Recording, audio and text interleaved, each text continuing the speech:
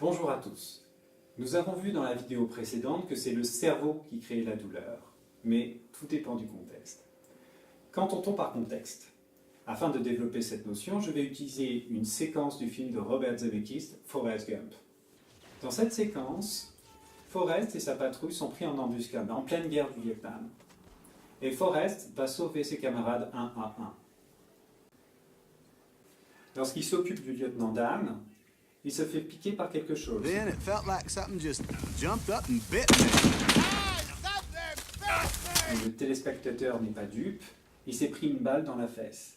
Cependant, le héros continue à courir comme si de rien n'était. Ce film est une fiction, mais cette séquence est réaliste au vu de l'article de Beecher and Henry, Relationships on the Significance of Wound to the Pain Experience, datant de 1956.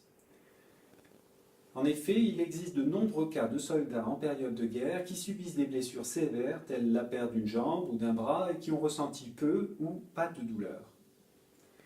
Maintenant, je vous propose de faire un retour en arrière.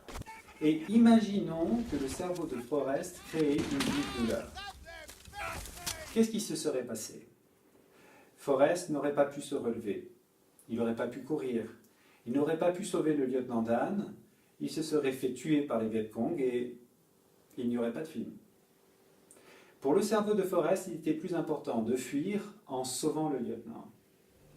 Dans un cas de figure similaire, de survie, l'histoire de la surfeuse Bethany Hamilton est intéressante. Elle s'est fait arracher le bras par un requin-tigre et pourtant, Bethany dit ne pas avoir ressenti de douleur. Il était plus important pour le cerveau de Bethany de regagner la plage que de créer une douleur et se faire dévorer par le requin. Prenons un autre contexte, celui du sportif. Pendant les Jeux Olympiques de Londres, en 2012, le coureur de 4x400 mètres, Matteo Mitchell, termine la course avec une jambe cassée. Si le cerveau de Matteo avait créé une douleur, il aurait perdu, lui et son équipe.